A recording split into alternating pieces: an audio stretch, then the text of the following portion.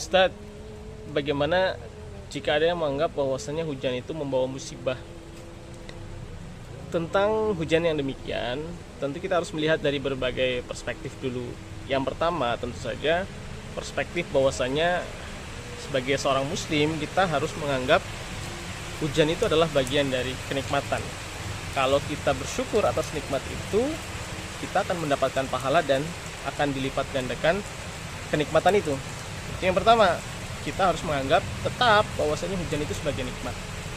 Apabila hujan itu kemudian mendatangkan takdir yang kurang baik untuk sebagian dari kita, maka yang pertama kita harus husnudzon. Ini adalah sebuah ujian kesabaran. Yang namanya ujian kesabaran, kalau kita sabar, kemudian kita meyakini bahwasanya itu adalah bentuk ujian dan kita diuji di bumi ini gitu ya.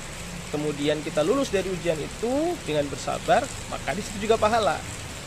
Nah, yang ketiga memang ini bisa menjadi perspektif musibah atau azab. Apabila yang pertama, nikmatnya hujan ini kita tidak syukuri.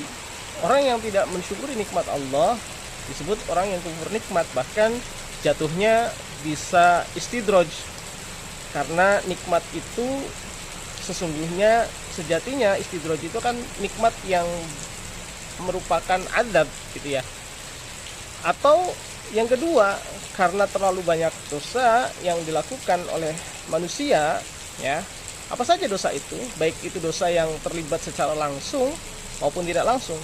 Dosa yang langsung terlibat terkait dengan hujan menjadi musibah itu adalah yang menyebabkan banjir, longsor dan seterusnya.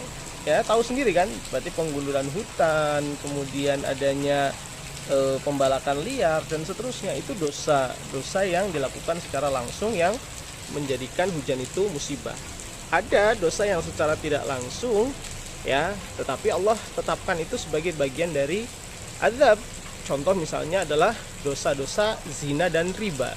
Di dalam hadis disampaikan, idza dhahara zina war riba fi qaryah faqad ahalu bi anfusihim adzaballah.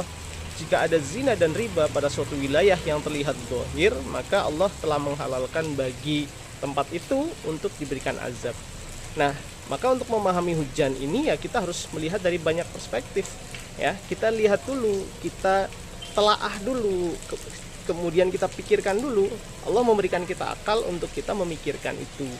Dan tentu saja apa yang kemudian bisa kita simpulkan dari itu semua, itu baru nanti kemudian kita bisa sampaikan ya.